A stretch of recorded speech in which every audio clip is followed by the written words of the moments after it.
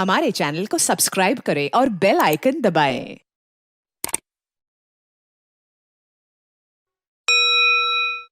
बिस्मिल्लाहिर्रहमानिर्रहीम।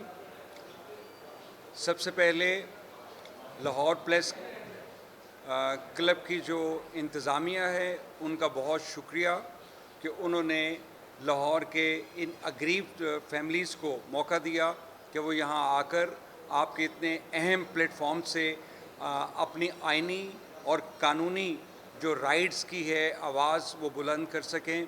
और इसके साथ साथ हम सब फैमिलीज़ अपने ग्रीवेंस को एक्सप्लेन करने से पहले आप लोगों को अश्योर करते हैं कि बहैसियत शहरी हम ये जो रिसेंटली पंजाब असम्बली ने मीडिया की आवाज़ दबाने के लिए डेफेमेशन एक्ट 2024 जो पास किया है, इसको हम कंडेम करते हैं तमाम फैमिलीज़, और हम तमाम मीडिया पर्सनस और चैनल्स और प्रेस के साथ खड़े हैं शाना बशाना।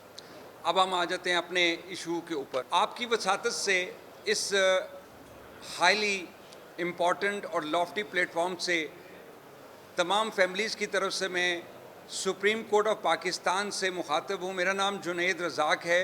मेरा बेटा इन बाकी लोगों की तरह जितनी फैमिलीज़ बैठी हैं इनके बच्चों के साथ मिलिट्री कोर्ट में उन्होंने ट्रायल फेस किया है, और वो 9 मई के इंसिडेंट में जो जिना हाउस कोर कमांडर हाउस के ऊपर जो आग लगी, तोड़ फोड़ लगी, उसके इल्ज़ाम में तमाम बच्चों ने ट्रायल फेस किया है और वो मिलिट्री कस्टडी में कैद हैं।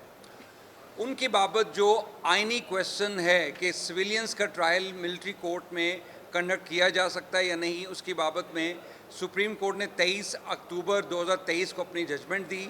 उसके अगेंस्ट हुकूमत वक्त ने अपील फ़ाइल की और वो अपील अभी तक पेंडिंग है, जिसमें 13 दिसंबर को सुप्रीम कोर्ट 2023 को सुप्रीम कोर्ट ने 23 अक्टूबर की जजमेंट को सस्पेंड किया और ट्रायल्स की इजाज़त दी कि लेकिन जजमेंट जो है that would be subject to the decision of Supreme Court. हम तमाम फैमिलीज़ आप सुप्रीम कोर्ट से ये आजिज़ाना रिक्वेस्ट कर रहे हैं कि आप बराए मेहरबानी इस फैसले को ICS के अंदर जो पेंडिंग है इसको जल्द अज जल्द निपटाइए। समर वेकेशन से पहले 24 मई को जो डिसीजन हुआ सुप्रीम कोर्ट का कि बेंच को लार्जर किया जाए 7 मेंबर या 9 मेंबर, उसको प्लीज़ रिकॉन्स्टिट्यूट कीजिए। क्यों? क्योंकि हम सब फैमिलीज़ और उनके बच्चे सफ़र कर रहे हैं कि मैटर सुप्रीम कोर्ट में है और बच्चों की फेट डिसाइडेड नहीं कि उनका ट्रायल सिविलियन साइड पे सिविल कोर्ट क्रिमिनल कोर्ट्स में होगा या मिलिट्री कोर्ट्स में, और वो 1 साल से ऊपर आज हो गया कि वो अंदर जेल में कैद हैं। ना वो अपना राइट टू बेल एक्सरसाइज कर सकते हैं, ना ही वो right to get the case quashed वो भी वो एक्सरसाइज नहीं कर सकते। और इस 12 माह की पेंडेंसी के दौरान ये देखिए कि मार्च के अंदर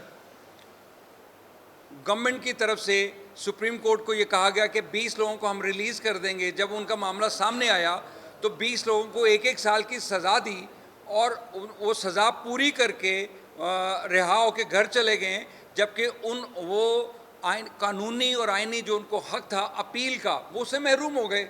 अगर 1 साल की सज़ा थी, उनको आप 10 माह पहले सुनाई होती, वो अगले दिन ही अपील में जाते, अपील के बाद वो कॉन्स्टिट्यूशन पिटीशन में हाई कोर्ट आ जाते और 5-6 माह के अंदर अंदर केस उनके हक में डिसाइड हो जाता, वो 6 माह की कैद से बच जाते।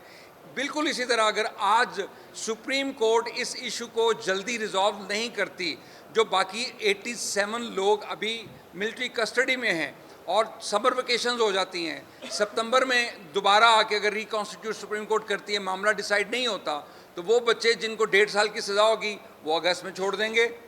उनका right of appeal infringe violate हो जाता है, उनका right of getting case quashed वो वायलेट होता है। तो आपसे सुप्रीम कोर्ट से बहुत आजाना और ये इल्तिजा है हम तमाम फैमिलीज़ की तरफ से कि आप फ़ौरन से पहले बेंच रिकॉन्स्टिट्यूट करें as per order of the supreme court 24 मई 2024। मैं सुप्रीम कोर्ट से सिर्फ अपील ही करना चाहूँगी, कोई शिकवों पे तो हमारे खैर क्या हमारी अपील ही सुन लें। मैं हाथ मांग के आप लोगों से कह रही हूँ, इस कौम की बेटी हूँ, इस मुल्क की बेटी हूँ, इतना ना हमें जलील किया जाए। डिसाइड करें। मेरी अपनी स्टडी, मैं आगे कोई अपना सोच नहीं सकती हूँ, मैं दूसरी सिटी जाके जॉब नहीं कर सकती हूँ। मेरे माँ बाप ने मेहनत से मुझे पढ़ाया है। 1 साल से मैं एक जगह पे रुकी हुई हूँ सिर्फ एक अपने भाई के लिए। जिस भाई ने एक बहन का सहारा बनना था, आज वो बहन एक भाई के लिए अपने फ्यूचर को तबाह करके बैठी हुई है। वो इसी गिल्ट में मुझसे नजरें नहीं मिला पाता। मैं जब भी स्टडी के हवाले से बात करती हूँ कि मैंने फर्दर अपना ये करना है, वो इतना गिल्टी है, कुछ ना करते हुए भी वो गिल्टी है। मैं एमफिल स्कॉलर हूँ, आगे मैंने पीएचडी के लिए अप्लाई करना है। मैं कोई जॉब नहीं कर सकती हूँ, हम कोई लैंडलॉर्ड नहीं है, हम मिडिल क्लास फैमिलीज़ हैं। हमारे बच्चों ने हमारे ऊपर इन्वेस्ट किया तो अब हमारे ऊपर जिम्मेदारी बनती है कि हम उन्हें कुछ पे बैक करें, लेकिन हम कुछ नहीं कर पा रहे हैं। तो क्या हमारे माँ बाप को कुछ, मतलब वो तो हैं जो कुछ बर्दाश्त कर रहे हैं, मैं अपने माँ बाप को मज़ीद कोई इस तरह की परेशानी नहीं दे सकती हूँ। इसलिए मैं अपील ही कर सकती हूँ आप लोगों से, चीफ जस्टिस साहब से, कि काइंडली इस केस को जल्दी डिसाइड किया जाए, कोई बेंच बनाएं, कुछ इस हवाले से इस बात को आगे बढ़ाएं। हमारी हिम्मत अब ख़त्म हो रही है। मेरी मोअज़्ज़ज़ जज साहिबान और स्पेशली हमारे चीफ जस्टिस से ये रिक्वेस्ट है कि इन समर वेकेशंस जो आपकी कोर्ट में आनी है, उससे पहले इस केस का फ़ैसला करें। आप लोग किस तरह छुट्टियों पे चले जाएंगे अपने बच्चों के साथ, जब आपको पता है कि 87 लोग इस वक्त मासूम हैं, ये सब लोग, उनको आपने साल से ज़्यादा जेलों में बिठाया हुआ है और उनको आगे कुछ नज़र नहीं आ रहा। ये सब प्रोफेशनल लोग हैं, पढ़े लिखे लोग हैं, ये सब productive members of the society हैं। ये नहीं डिज़र्व करते कि उनको दुश्मनों की तरह ट्रीट किया जाए। अगर उनने कुछ किया था तो, जो कि उन्हें नहीं किया है, लेकिन अगर है तो आप प्रूव करें और आगे चलें। साल से आपने लिम्बो में रखा हुआ है, कोई डायरेक्शन नहीं है, ये this needs to be stopped.